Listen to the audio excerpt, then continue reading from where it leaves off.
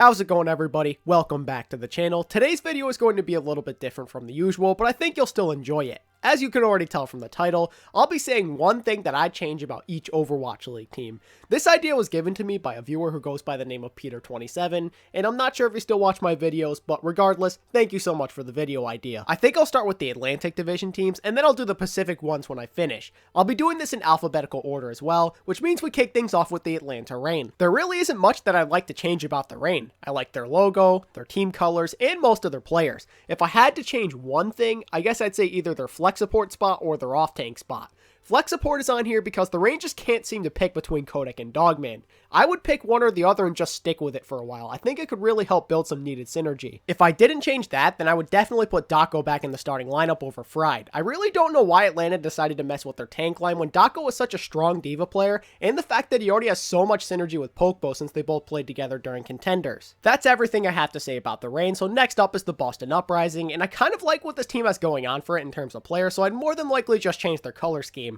I don't know about the rest of you guys, but the yellow and the blue just doesn't do it for me. I'm always so tempted to get an Uprising skin with my Overwatch League tokens because I love their away colors, but oh man, those home skins turn me off. I'd change the yellow to black. I think it would look so much better that way, and it wouldn't really make the uniforms look strange since they already have some black on them to begin with. Now we have the Florida Mayhem, and what wouldn't I change about this team? I could literally go on and on about what I do differently, so I'm going to keep it simple and talk about the two biggest things I changed since it's hard to just pick out one of them. For one, their team colors are just horrible. They by far have my least favorite skins and jerseys in the entire league. People literally go as far as to call their colors McDonald's-like. I would rebrand the colors to look more like the alternate jerseys used by the Miami Heat. This is a basketball team, by the way, if any of you are wondering, they're in the NBA. But anyway, they could either go with the pink or the black version. I really don't think it matters because they would look so much better either way. The other big thing that I change about this team is their player roster. I've said it multiple times in the past, and I'm going to say it again. They either have to sign or trade for a big name or two to pair up with Saya player. This team will continue to never accomplish anything until they do so, I guarantee it. Team number 4 is the Houston Outlaws, and the one thing that I change about these guys is the flex support position. I've never been a big fan of Raucus, and he really just hasn't done much to impress me over these last couple of years. He's also known for making some very questionable decisions during game, and he really doesn't pop off all too much either. And it really is a shame. I like Raucus as a person, but just not as a player. He used to be pretty good during the early days of Pro Overwatch, but at this point in his career he looks kind of washed up. Signing a stronger flex support player would be in the Outlaws' best interest for sure. Next is the London Spitfire, and I really don't know what I'd change about these guys. I really like them overall. If I was forced to make a change, then I guess it would be a main support. I don't really think there's anything wrong with Nuss, but maybe signing a main support player who's slightly more skilled could help push this team to an even higher level. Now we have the NYXL, which is yet another team I wouldn't want to make a major change to. These guys are pretty perfect the way they are. The one thing I wish they do though is sign a backup tank and support player. You never know if a player is going to end up getting injured or sick, and all you have to do is look at Bird Ring if you need an example of this. Having decent backups on hand would be very helpful. New York was already in a really awkward situation last year when Arc couldn't play for some reason during Stage 2, and because Animo wasn't on the team yet, they were forced to put Mono on main support. I don't think the NYXL want to go through something like that again, so they should really get on this sooner than later. The one thing I change about the Paris Eternal is their flex support spot. They're in a similar situation to the Reign where they've been trying to use two different guys since the beginning of Stage 1, and I really just don't think it's the right way to approach things. Pretty much all of the best teams in the league just use one flex support player, and I think the Eternal should follow in their footsteps. Pick between Hip and Gray. It looks like they're sticking with Gray right now, but you never know, that could always change. The change I'd make for the Fusion is at their main tank position. In my opinion, Sato and Fraggy are just not well-rounded enough to be a starter in the current meta. Sato was a good Winston and an okay Wrecking Ball, but his Reinhardt is pretty mediocre. Fraggy, on the other hand, he is a solid Rein, but his Winston could use some work. If only it was possible to combine these two players into one.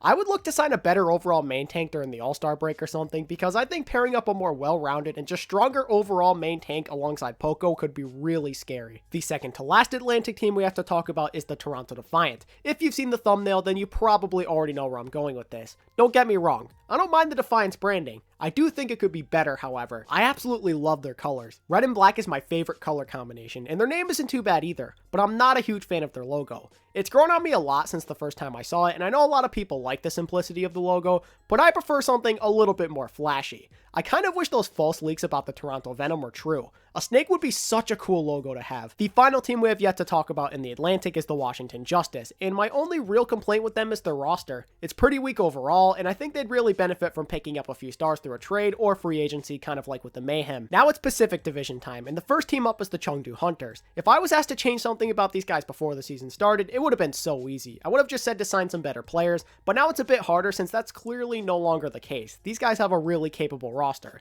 and they're also a really likable team, so it's very difficult to pinpoint something that bothers me. If I had to change something about these guys, I guess I'd try and sign a tank who's good at Winston. I'm pretty sure they have another tank on the roster who can play him, but if I recall, he's not in America right now. Trust me, I love Ameng, don't get me wrong, but I'm pretty sure he does not have a good Winston since he's never played him in the Overwatch League. Next up is the Dallas Fuel, and my one issue with these guys lies at the DPS department. I feel like the team would benefit from signing or trading for a projectile/flex DPS specialist. I know that Zachary is technically their flex player, but he's mostly known for his Sombra, Tracer, and Brig, and I think that getting a solid Genji and Pharah player could go a long way for this team if the meta continues to change. The one thing I change about the Charge is their roster diversity. I think they'd benefit from going full Korean. I think the team as a whole would just play better if everyone was able to communicate more easily. The Charge are in danger right now with how badly they've been losing lately, and I think a change like this needs to happen before it's too late. Up next is the Hangzhou Spark. The one change I would make for these guys would be at main tank. Don't get me wrong, Gushwei is really good, and I've heard that he's only been getting better at speaking Korean,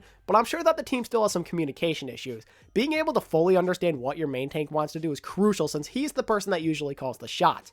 I would look to find a good Korean main tank from contenders or something. I think this could really help elevate this team to a higher level. Now it's time for the California teams, and first up is the LA Gladiators. This is another one of those teams that I just wouldn't want to change much at all. Because I think this team is so perfect, I guess I'd just sign Panker to the full-time roster. I think the man deserves to be on a team full-time even if he's not the starter. I feel like his talents are just being wasted in contenders on a two-way contract. Now let's talk about the bad LA team, aka the Valiant. You guys are my favorite team, so having to criticize you hurts my soul. The one thing that I would change about the Valiant is their DPS. I think they need to let go of KSF and find a more reliable option. And while I love Kariv, I think it might be worth trying to put him back on flex support. I know that Izayaki is pretty good, but the Valiant found so much success with Kariv as their flex support last year, so it might be worth the shot. The last of the California teams that we have yet to talk about is the San Francisco Shock. The one thing that I would change about these guys is their attitude. I'm not a big fan of how overconfident some of them are. I think it's good to have self-faith, but arrogance can often lead to your downfall. Moving on to the Seoul Dynasty, I would look for a better DPS player to pair up next to Fleta. If you've been a long-time follower of the channel, then you already know how I feel about Munchkin. He's too inconsistent for my liking. I also don't know how I feel about Fitz or Illicit yet, so I would look to see who does the best when playing alongside Fleta.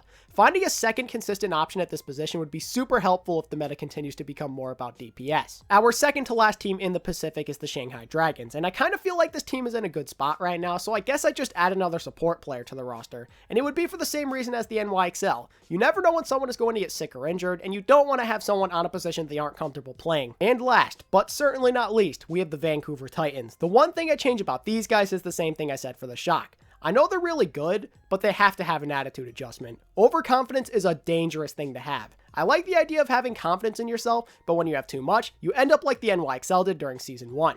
Don't fall into the same trap, Titans. Just be humble. And with that being said, that pretty much wraps everything up here, ladies and gentlemen. That's one thing that I change about every team in the Overwatch League. If you enjoyed today's content, then be sure to like, comment, and subscribe. Thank you all so much for watching today's video, and until next time, this is ATP, signing out. Peace.